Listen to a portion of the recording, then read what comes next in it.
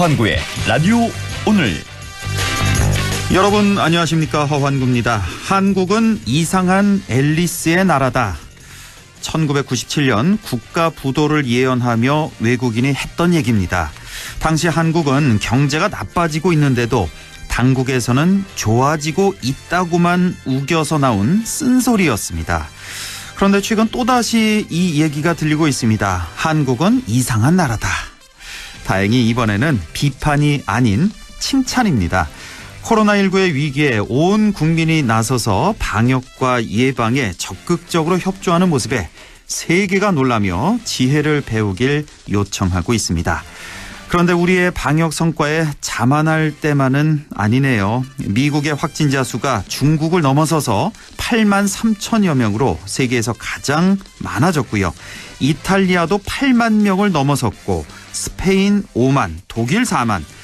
전 세계 코로나19 확진자 수가 무려 50만 명을 넘어섰습니다. 인류가 다 함께 지혜를 모아야겠습니다.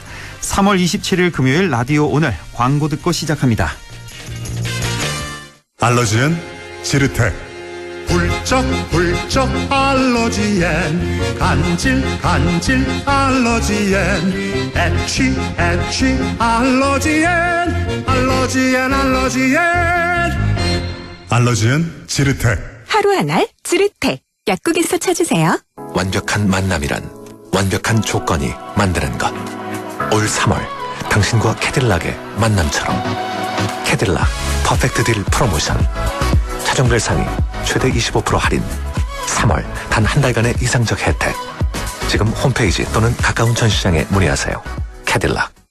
안녕하세요, 이서진입니다. 소파 고르기 힘드시죠?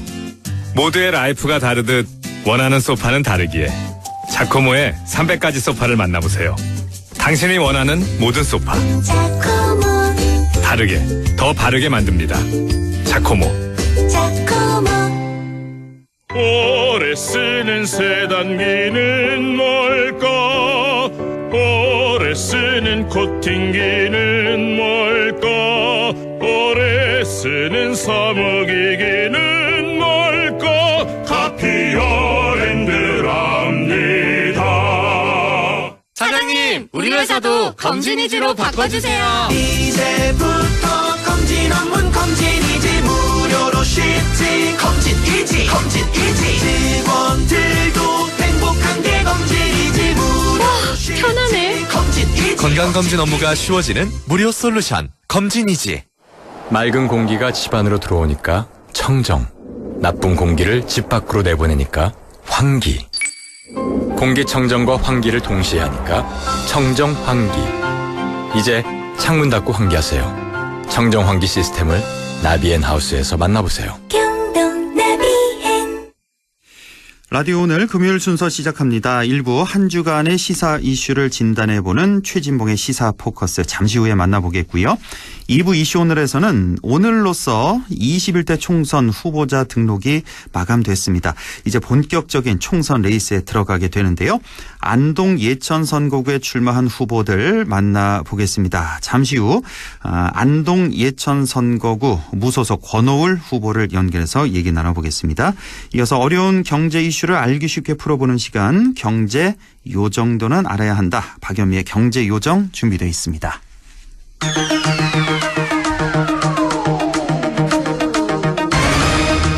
네, 최진봉의 시사 포커스 시작합니다. 오늘도 성공회대 신문방송학과 최진봉 교수와 함께합니다.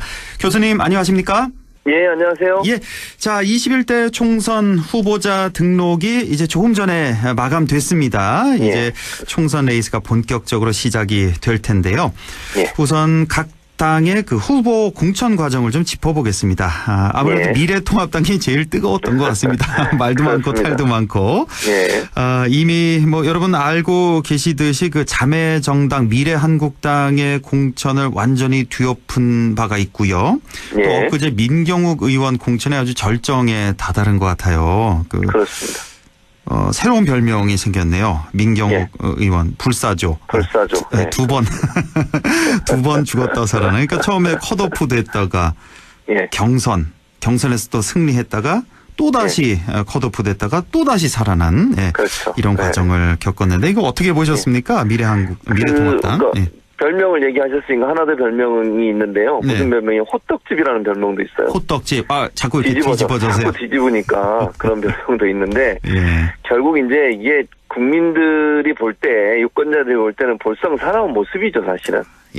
그러니까 공관위원회를 꾸리는 이유가 최고위원회가 관여하지 않고 독립적으로 정말 좋은 후보들을 잘 선별해달라. 이러려고 공관위원회를 만드는 거 아닙니까? 처음에 그리고 잘 나가지 않았습니까? 그랬었죠. 김용호 위원장이 있을 때.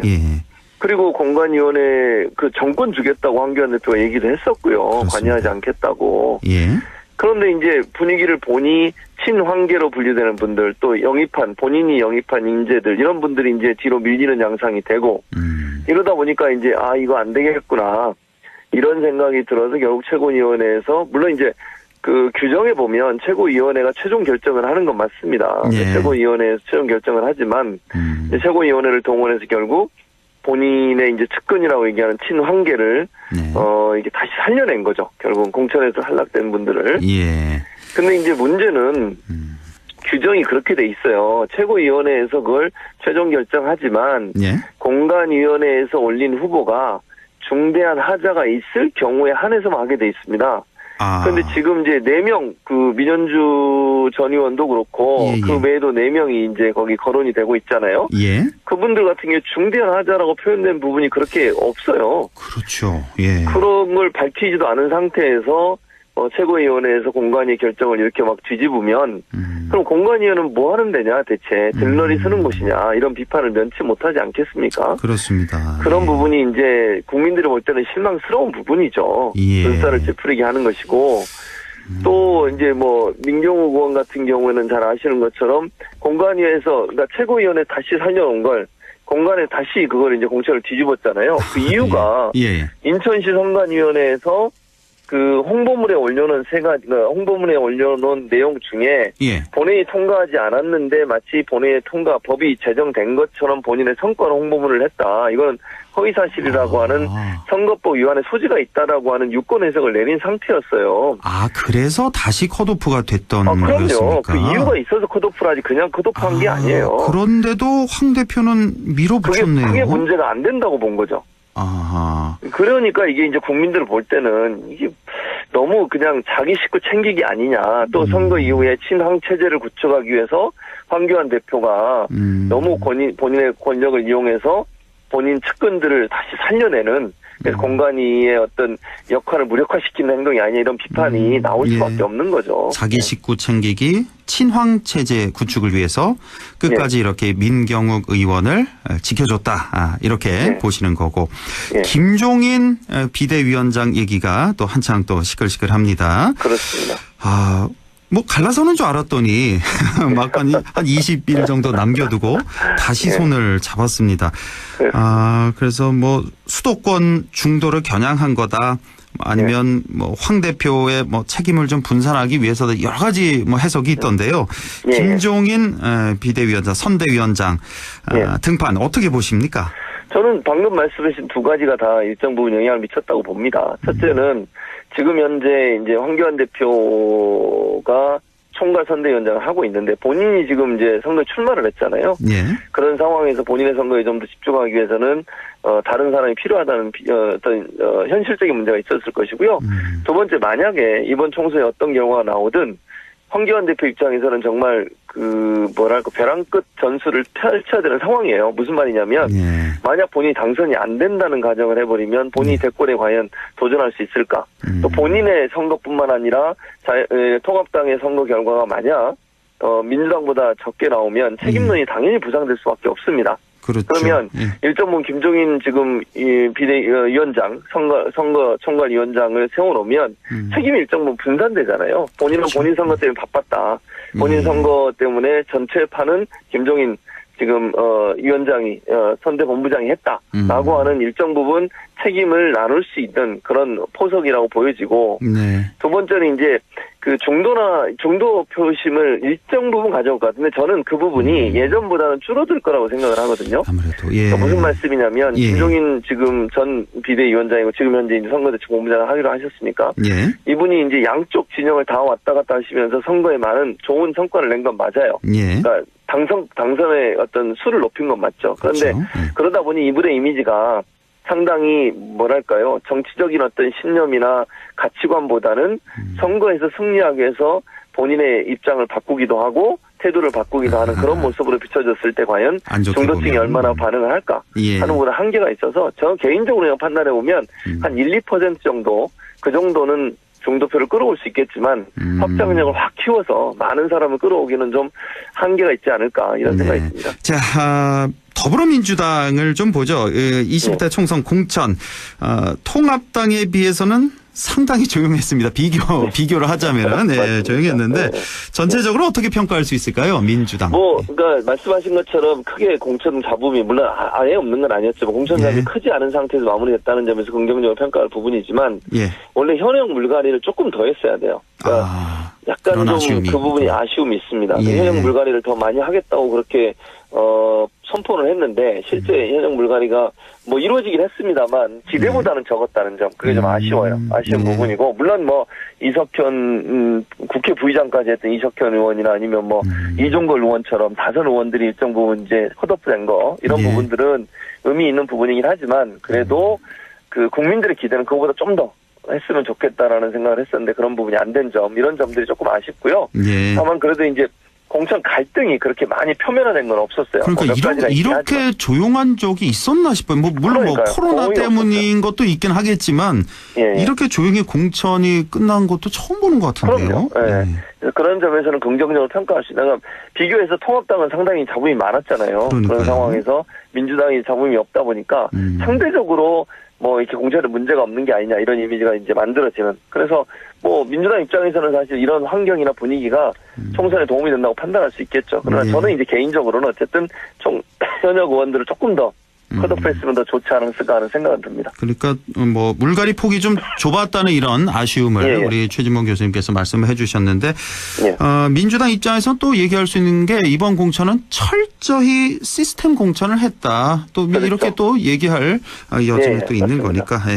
어쨌든 두 당을 비교하자 좀 조용했고 여기 좀 많이 시끄러웠고 그렇게 볼 수 있고 비례정당을 좀 보겠습니다. 비례정당 우리 저 유권자분들 이제 투표하러 가실 때 다시 한번 확인을 이번에는 반드시 하고 가셔야 될 것 같습니다. 방송에서도 보면 뭐 계속 이 당을 그 출연자들도 다 이렇게 전문가들도 헷갈려 하시던데. 자, 보면, 일단 진보 측의 비례정당을 보자면 더불어시민당이 있는 것이고 그 최백은 우희종 교수가 대표로 있는 더불어시민당이 있고 열린민주당이 있는 거죠. 그 정봉주 의원이 이제 손의원이 주도하는. 자, 이렇게 이제 민주당 측에서 이렇게 지금 표가 갈리는 거고요. 두 당으로 갈리는 거고 보수 측에서는 그냥 딱 하나예요. 미래한국당 비례정당은 딱 하나가 있는 거고 이외에 이제 뭐 정의당, 국민의당 뭐 이 정도 이제 표를 좀 받을 것 같고. 자, 이런데 지금 더불어시민당과 열린민주당 이렇게 표가 갈리다 보니까 민주당에서 좀 고민이 좀 많이 되는 것 같습니다. 그렇습니다. 지금 왜냐하면 이제 더불어시민당으로 이제 공천을 했잖아요. 그 비례의원들 7명을 공천을 했는데 이렇게 표가 많이 갈리다 보면 7명이 다 당선이 안 될 수도 있는 이런 상황이 된 것 같아요.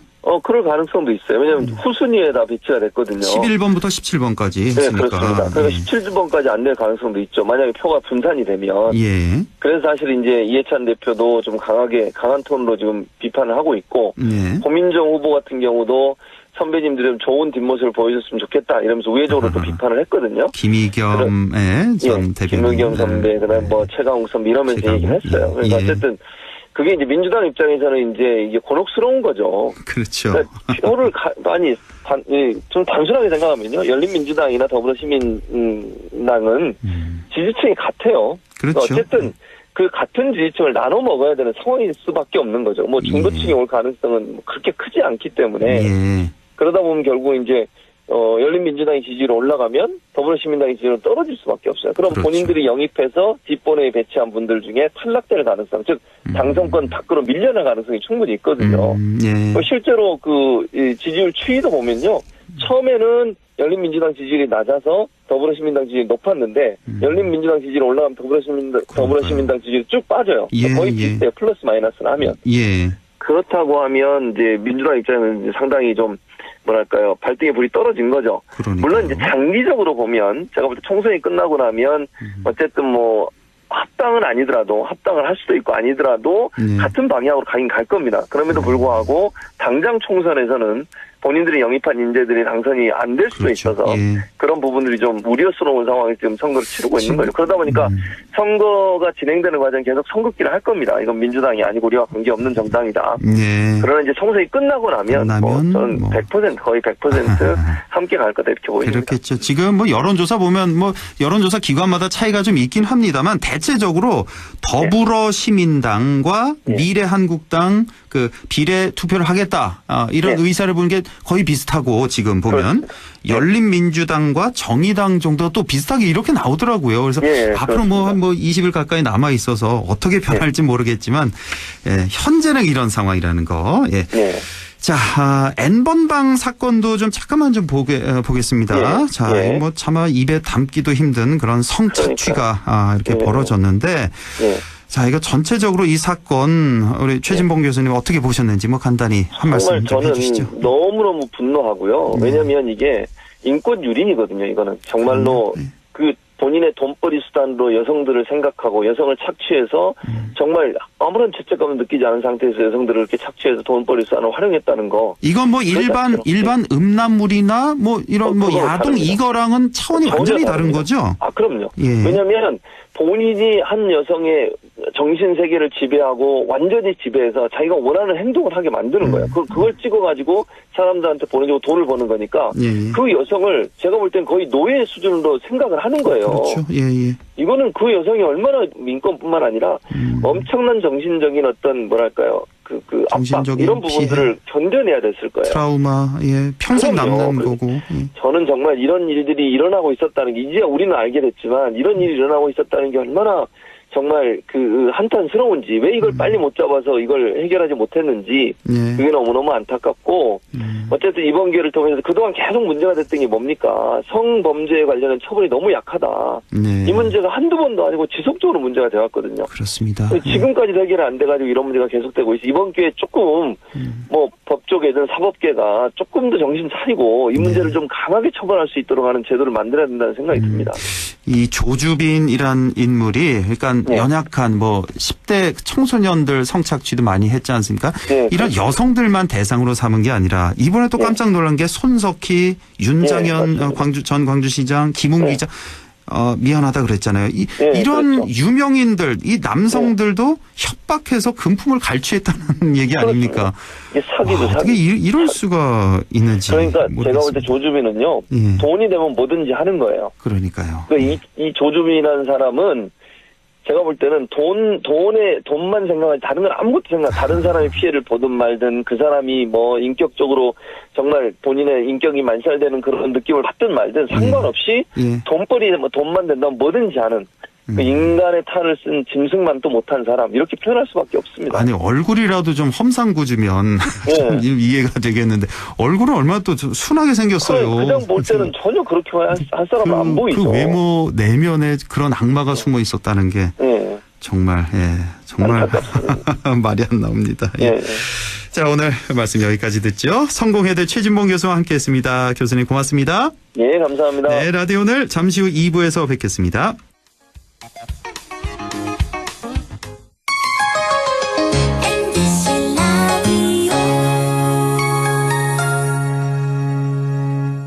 세계 최대의 유통회사가 어디죠? 월마트. 그럼 월마트가 중수도시의 작은 회사로 출발한 것도 아세요? 물론이죠. 여기에 미래를 열어가는 우리 지역의 유통회사가 있습니다. 어디죠? 바로 마음을 전해주는 곳 하나가 홈마트가 고객 곁에 있습니다. 바로 고객님의 손으로 키워주신 곳입니다. 고객의 믿음으로 크는 회사 하나가 홈마트. 좋은 세상 당신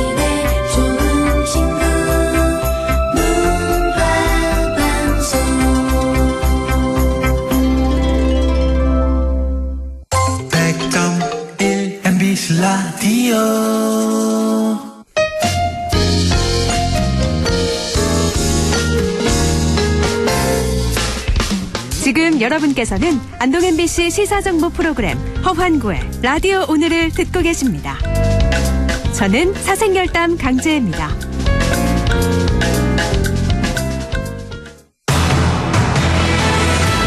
네, 6시 25분 22초 지나고 있습니다. 이슈 오늘 시작하죠. 조금 전 6시입니다. 21대 국회의원 선거 후보자 등록이 마감됐습니다. 이제 본격적인 레이스의 대진표가 완성이 됐는데요. 안동 예천 선거구에도 많은 변화가 있었죠. 오늘은 안동 예천 선거구 무소속으로 출마한 권오울 후보를 만나보겠습니다. 권오울 후보님 안녕하십니까? 네, 안녕하세요. 권오울입니다. 예, 우선 이 얘기부터 여쭤보지 않을 수가 없는데요.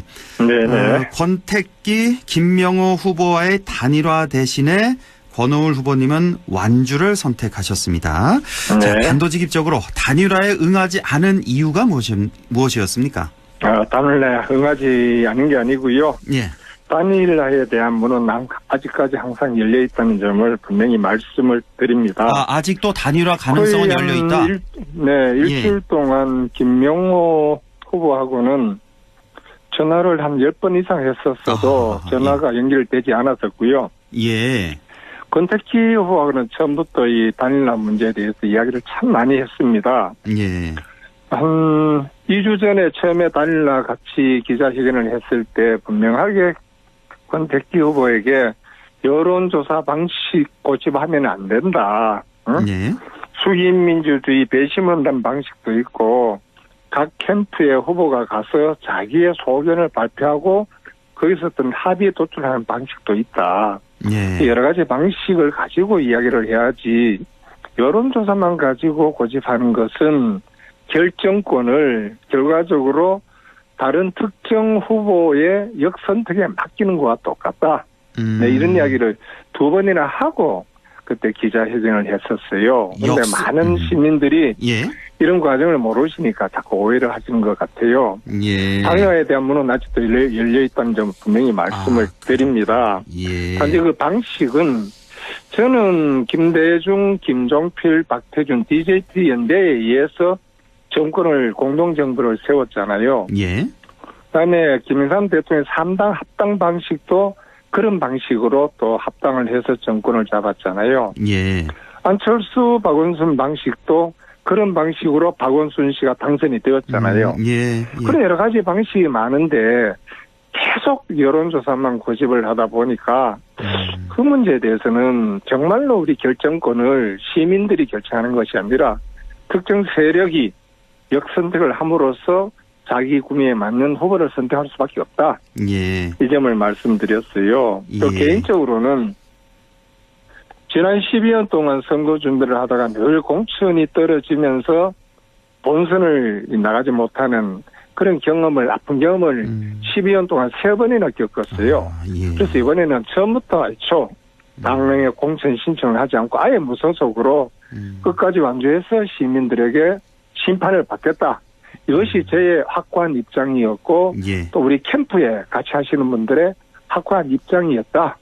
그럼에도 불구하고 단일화에 내가 이야기를 했던 큰 이유는 그래도 뭔가 이길 수 있기 때문에 그리고 시민들의 여망이 거래하기 때문에 그 방법을 취했었는데 방법 하나만은 너무 고집을 하다 보니까 저는 그거는 당신들이 그렇다면은 당신들 방식대로 하고 나중에 다른 방식으로 이야기할 때는 언제든지 내가 문을 열어놓겠다 이렇게 이야기를 했습니다. 예, 처음부터 시민 공천을 통한 완주가 목표였고 그리고 앞으로 권택기 후보와의 단일화 가능성은 열려 있다는 거 분명히 해주셨고 지금 일단 권택기 김명호 후보 단일화 결국 권택기 후보로 결정이 났는데 이 단일화 후보의 영향력, 시너지 효과 어느 정도로 보십니까?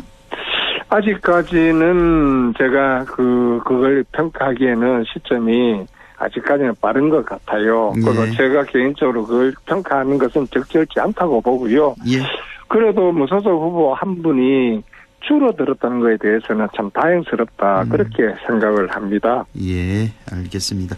지금 미래통합당 후보 공천 발표 이후에 그 통합당 소속 예비 후보들 반발이 이어지면서 선거 구도가 아주 급변하기 시작했고 결국 단일화를 일단 거쳤고 자 그런데 지금 경쟁 후보로서 통합당의 후보 공천 그 결과 어떻게 분석을 하고 계십니까? 제가 20년 이상 정치를 해왔지만은 이런 공천 처음 봤어요. 아하, 왜 그렇죠? 정말 시민을 우롱하고 지역 국회의원이 마음대로 할 수 있다는 묻지마 공천을 하지 않았나 저는 이렇게 판단을 합니다. 예. 그뿐만 아니라 그러면서도 본인은 거기에 대해서 몰랐다는 식으로 손바닥으로 하늘을 가리는 그런 말씀을 하실 때 너무 정말 우리 시민들을 우습게 보는구나 이런 생각을 합니다. 그다음에 그 공천된 후보에 대해서 딱 한 말씀만 드리고 싶으면은 보수 정당에 걸맞는 정체성을 가져야 되는데 나타나는 자료를 보면은 보수 정당에 전혀 맞지 않은 그런 정체성 있는 후보를 본인은 아니라 그러지만 묻지마 사천을 한 것에 대해서 지금 시민들은 굉장히 분노하고 있지 않습니까? 분명히 4월 15일 표로서 응징을 한다고 저는 봅니다. 또 하나 말씀드리고 싶은 것은 그 문재인 정부에 대해서 뭐 어떻게 찬양의 글을 쓸 수도 있고 박근혜 탄핵 그 대열에 설 수도 있지만은 그런 문제에 대해서는 솔직하게 사과를 하고 시민들 용서를 빌어야 되지만 자꾸 다른 말로 이랬던 걸 보고 제가 정치를 먼저 했던 사람으로서는 참 안타깝다. 아직도 시민을 저렇게 하면은 시민들이 그냥 속아 넘어갈 줄 아는지 그 생각을 많이 합니다. 굉장히 유감스럽고 있을 수 없는 그런 사천, 묻지마 사천을 했다고 생각을 합니다. 자, 이렇게 되면 선거 구도가 민주당의 이삼걸 후보, 통합당 김형동 후보, 무소속 권오울 후보, 권택기 후보 이렇게 유력 후보들 이외에도 우리공화당의 박인우 후보가 있고 국가혁명 배당금당의 친여주 후보까지 이제 6분의 이제 후보가 나서게 되는데 자, 이렇게 되면 유력 후보 중에 민주당 이삼걸 후보 이제 진보 진영 한 명이고 나머지 김영동, 권택기, 권오울 후보 세 분은 다 보수 진영이란 말이에요. 이렇게 되면 지금 여당 후보에게 좀 유리한 상황이 전개되는 거 아닙니까? 저도 그런 이야기를 많이 들었습니다. 많이 들었지만은 이번 4.15 총선의 가장 초점은 문재인 좌파 정권에 대한 심판이라는 큰 화두를 가지고 지금 선거가 이루어지지 않습니까? 그렇기 때문에 일명 보면은 그 여당의 민주당 후보가 유리할 것 같지만은 선거가 진행되면 진행될수록 그 후보 탓이 아니라 좌파 문재인 정권의 실정 탓으로 아마 그렇게 되지는 않을 거다. 이게 저의 판단입니다. 아마 한국 시민들이 정말로 선거가 가까워지면은 현명한 판단을 내려주리라고 생각을 합니다. 그리고 이번 선거 자체는 또 좌파 정권에 대한 심판의 의미도 있지만은 대구 경북을 전부 다 초선으로 깔았지 않습니까? 안동의 예천 국회의원 뽑는 의미도 있지만 대구 경북을 누가 이끌어 가야 하느냐. 이 나라 보수정당을 보수정치로 누가 이끌어 가야 하느냐. 그런 시각에서 보게 됐을 때는 경험 있고 경륜 있는 후보를 찾지 않겠나. 저는 그 점에 대해서 확신을 합니다. 안동 예천 선거구 무소속 권오울 후보와 얘기 나누고 있는데요. 선거구도 얘기 이쯤 하고 지금 총선도 총선이지만 코로나19 탓에 지역 경제가 정말 위기 상황에 처해 있는데요. 지금 어제도 사실 인터뷰를 했습니다만 그 시민들이 자발적으로 서명운동을 벌이고도 있고 그런데 정치권에서 좀 더 노력해야 하지 않나 이런 목소리가 많이 나오고 있습니다. 어떻게 생각하십니까? 추가재난 지역으로 즉시 선포를 해야 됩니다. 그리고 저는 추가재난 지역으로 선포하기 전에 제가 안동시장님을 만나 뵙고 예천 군수님 통화를 통해서 선포 후 절차를 밟아서 지원을 하게 되면 한두 달 걸리면은 소상공인 자영업자 전부 다 빈사 상태로 다 부도난다. 그렇죠.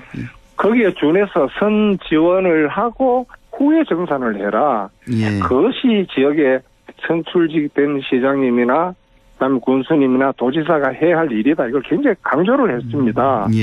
예를 들어 저는 기본소득이라든가 생계안전자금이라든가 이것은 빨리빨리 먼저 선 지급을 해주고 대출 문제도 여러 가지 절차가 많아요. 금융기관에 절차가 많은데 이것도 안동시든 예천군이 지급 보증을 해서 바로바로 지급을 해줬을 때 그나마 빈사 상태에 있는 이 지역 경제 상권 자영업자 소상공인들이 숨통을 틔운다. 저는 이렇게 말씀을 드렸습니다. 지금이라도 추가 재난지역 선포는 중앙정부에서 당장 해야 되지만은 또 안동시, 예천군, 경상북도에서도 선조치, 후정산 이것을 빨리 해달라고 다시 한번 촉구를 합니다. 예, 선지급. 그리고 안동을 이래 보게 되면은 그 추가 재난지역 선포할 때 그 기준 자체가 말이 안 되는 겁니다. 결과적으로 경제가 무너져서 재난지역을 선포하는데 지난해 비해서 그 카드사, 가맹점 매출 빅데이터를 보게 되면은 청도가 44% 줄었고 안동이 40% 줄었습니다. 그다음에 경산이 37, 구미가 34. 그럼 당연히 안동은 거기에 포함이 되어야 됩니다. 이런 분명한 통계가 있음에도 불구하고 왜 여기 재난 지역으로 선포하지 않았는지, 왜 빠졌는지 저는 거기에 대해서 정말 중앙정부 뭔가 일을 잘못했다. 또 우리 지역의 정치권, 저도 포함됩니다만은 지역의 국회의원이나 이런 분들이 지금이라도 중앙정부에 가서 하루도 빨리 재난지역으로 추가 선포할 수 있도록 애를 써야 된다는 점을 말씀을 드립니다. 예, 시간이 가장 중요한 거다. 먼저 지급을 하고 지원을 해주고 후에 정산을 해라. 이런 말씀이시고 조금만 더 자세히 구체적으로 어떤 대책이 가장 지금 시급히 필요하다고 보십니까? 제가 재난기본소득 이야기가 나오고요. 생계 안전지원금. 이거는 기본적으로 한 가게를 이끌어가는데 지원을 해줘야 됩니다. 그리고 장사를 하거나 자영업 소상공인들에게는 대출 절차가 참 까다로워요. 그거 가보면 그렇습니다. 지금 하루 종일 줄을 서 있습니다. 이런 문제는 금융기관이면 맡길 게 아니라 지방자치단체, 안동시, 예천군 지급 보증해주면 될 거 아닙니까? 그러면서 절차가 없다? 아니 이 위급한 상황에서 절차 따져서는 이미 모든 게 다 끝나버립니다. 이런 문제에 대해서 어떤 정치적 결단, 정책적 결단을 빨리 내려야만 그나마 나중에 이 코로나 사태가 진정되고 난 다음에 회생할 수 있는 숨통이라도 틀 수 있다. 저는 이렇게 판단을 합니다. 지금 재난기본소득 얘기가 많이 나오고 있는데요. 이 얘기 시작하면 끝이 없을 것 같아서 그냥 간단히만 지금 이거를 선별적으로 해야 된다. 아니다. 보편적으로 누구나 다 줘야 된다. 이런 지금 논란이 있는데 우리 권하울 후보님은 어떻게 보십니까? 어떤 방식이 나올까요? 저는 이걸 선별적으로 하게 되면은 그 기준 설정이 굉장히 힘이 듭니다.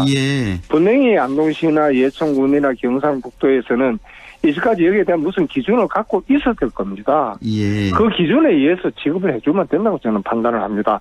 새로 저래하는 것이 아니라 분명히 이제까지 행정력을 가지고 어떤 기준이 정해놓은 게 있을 텐데 그 기준에 의해서 그리고 상인연합회의 협조를 받게 되면은 그 기준이 바로 나온다고 저는 판단을 합니다. 행정력에서 그걸 일일이 다 판단하려고 하지 말고 각 상인회에 그죠? 그다음에 자영업자회에 소상공인회에 그걸 어떻게 포괄적으로 기준을 제시해달라 그러면은 바로 제시해 줄 수 있다고 며칠 전에 상인 대표들하고 이야기를 했었고 또 그 이야기를 들었습니다. 너무 행정에 의해서만 기준을 정하고 그래서 시간을 허비해서는 안 된다. 이런 말씀을 드립니다. 하루라도 빨리 지급을 해야 되니까 지금 새롭게 선별하는 게 아니라 기존에 있는 기준으로 선별적으로 지급해야 된다. 이 말씀이시네요. 선별적인데 그 선별하는 것을 너무 하지 말아야 됩니다. 지금 모든 상가가 실질적으로 모든 상가가 다 빈사 상태 아닙니까? 그렇습니다. 그러려면은 선별적으로 하되 그 의미는 거의 보편적으로 지급을 해주고 나중에 정산할 때 선별을 하면 되지 않겠습니까? 그렇죠. 예. 알겠습니다. 저희도 시간이 없네, 지금. 방송 시간이 다 돼서 공약 얘기 이런 거 다음 기회에 나누도록 하고 마지막으로 우리 유권자 여러분에게 좀 드리고 싶은 말씀 전해 주시죠. 이번 국회의원 선거는 단순히 안동 예천 국회의원을 뽑는 것이 아니라 통합당 공천을 보면 대구 경북을 누가 이끌어 갈 것인가, 이 나라 보수 정책을 누가 이끌어 갈 것인가를 판단하면서 지역의 국회의원을 뽑아야 된다고 생각합니다. 그런 생각을 하게 되었을 때는 그래도 경륜 있는 국회의원이 들어가야 지역의 이익을 대변하고 한국의 보수 정치를 이끌어 갈 수 있다. 이 점에 대해서 안동 시민 예천 구민에게 간곡히 호소합니다. 경륜, 경업 아마 제가 적임자가 아닌가 저는 이렇게 말씀을 드리면서 참 도와주실 것을 간곡히 부탁을 드립니다. 고맙습니다. 예, 지금까지 안동 예천선거구 무소속 권오을 후보와 말씀 나눠봤습니다. 후보님 고맙습니다. 네, 고맙습니다. 네, 박연미의 경제요정 바로 이어가겠습니다. 오늘도 박연미 경제 전문 기자 연결돼 있습니다. 안녕하십니까? 안녕하세요. 네, 아주 어려운 이 경제 상황 또 경제 현상들 우리나라에서 가장 쉽게 또 가장 재밌게 풀어주시는 우리 박연미 경제 전문 기자와 함께하겠습니다. 자, 우리 지역에도요, 기자님, 예, 네. 박연미 기자님 팬이 참 많습니다. 아, 감사합니다. 방송에서 아주 말씀하신 게 귀에 쏙쏙 들어온다고. 또 TV에 나오는 그분 맞냐고 많이들 물어보시는데 예, 맞습니다. 예, 우리나라 최고의 경제 평론가 박연미 기자와 함께 하겠습니다. 자, 코로나 얘기부터 시작하죠. 지금 이 코로나 사태로 소상공인, 자영업자, 중소기업 다 힘들다는 건 누구나 다 아실 텐데 네. 지금 대기업까지 휘청일 수 있다는 이런 우려가 나오고 있다고요?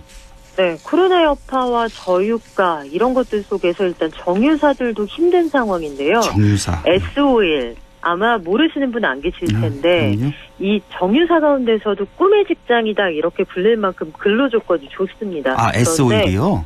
네네. 평균 연봉이 1억 3천만 원 정도 되거든요. 예. 상당히 연봉 수준도 높고 처우가 좋아서 선호하는 기업인데 상사 이후로 처음 희망퇴직을 추진한다고 합니다. 예. 네, 현대 오일뱅크도 마찬가지인데요. 임원들이 급여 삭감에 나서고요.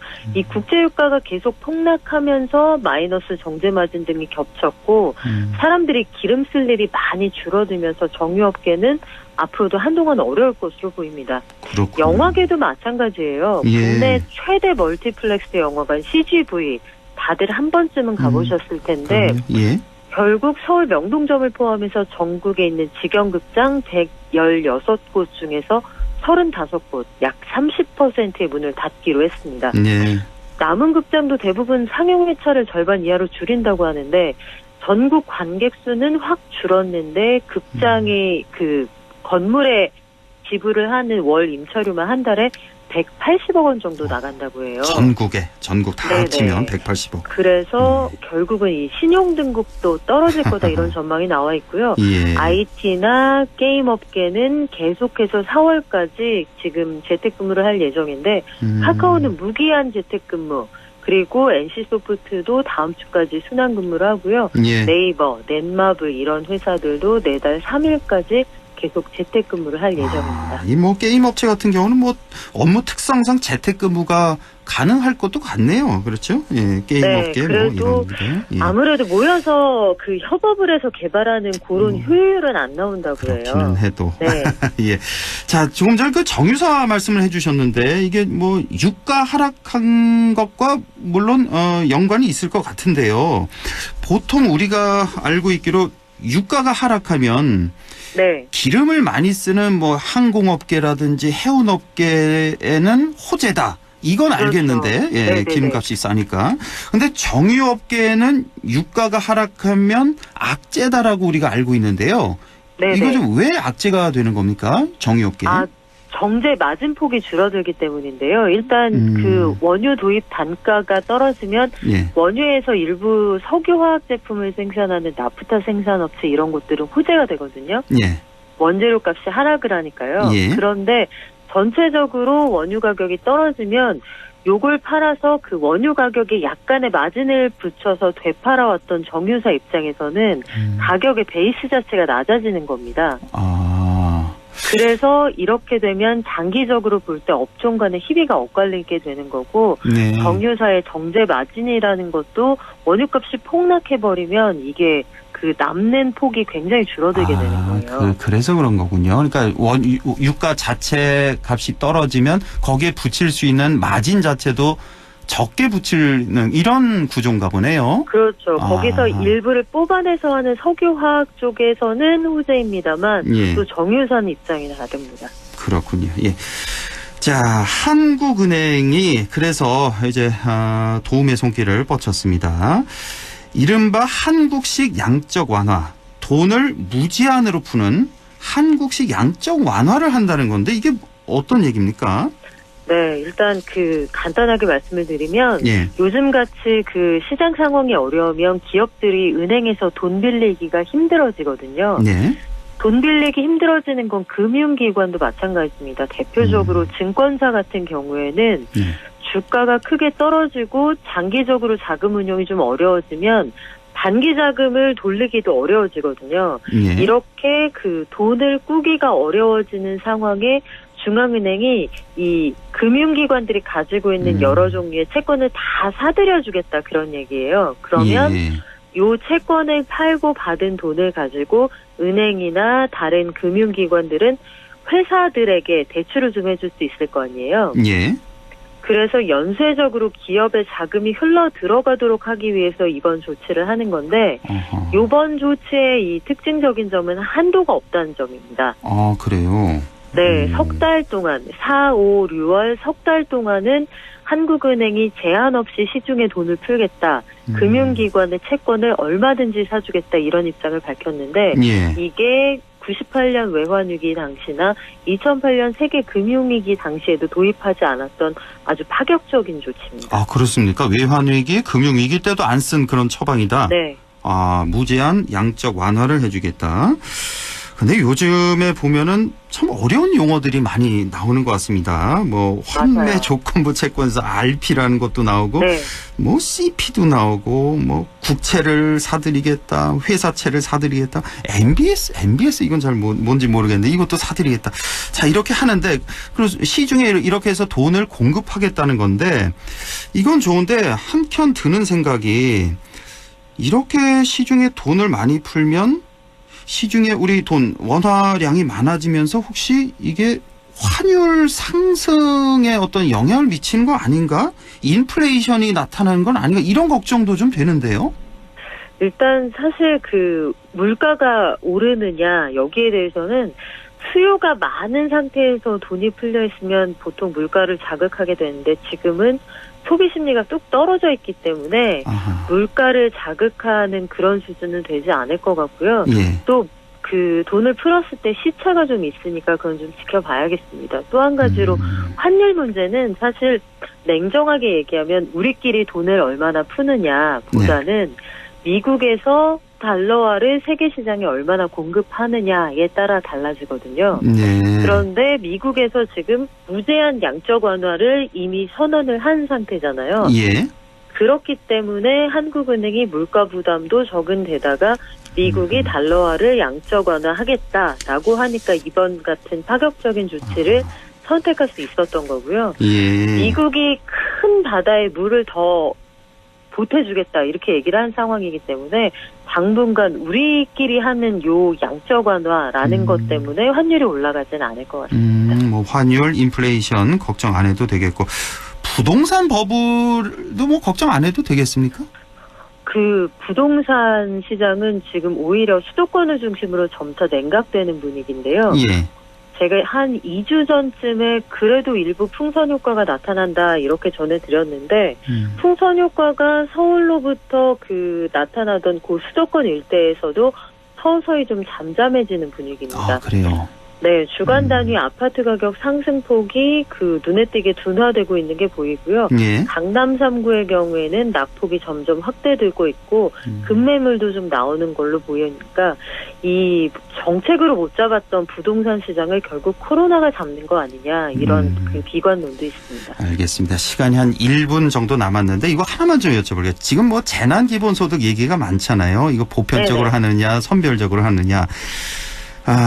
선별하는데 시간과 행정력 소모가 많다. 그래서 보편적으로 해야 된다는 주장이 있고 피해 큰 대상을 집중 지원해야 된다. 지금 우리나라 재정도 넉넉지 않다. 그래서 선별적으로 해야 된다. 이런 주장이 있는데 우리 박연미 기자님은 개인적으로 어떤 게 더 바람직하다고 생각하세요?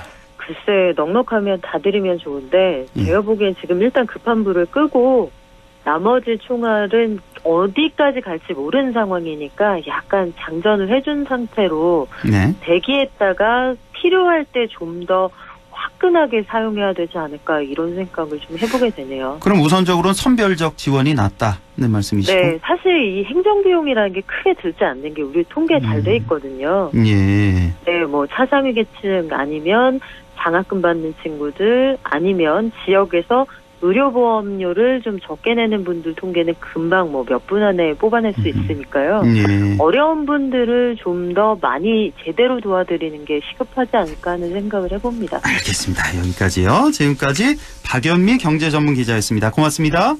고맙습니다. 예, 날씨 알아보죠. 김도연 캐스터 전해주세요. 네, 비를 지나가고 나서 봄꽃이 빠르게 더 피어나는 것 같습니다. 4월 벚꽃은 지난 1922년 벚꽃 관측을 시작한 이후로 가장 빠르게 개화했는데요. 꽃과도 사회적인 거리를 좀 유지해 주시면 어떨까 싶습니다.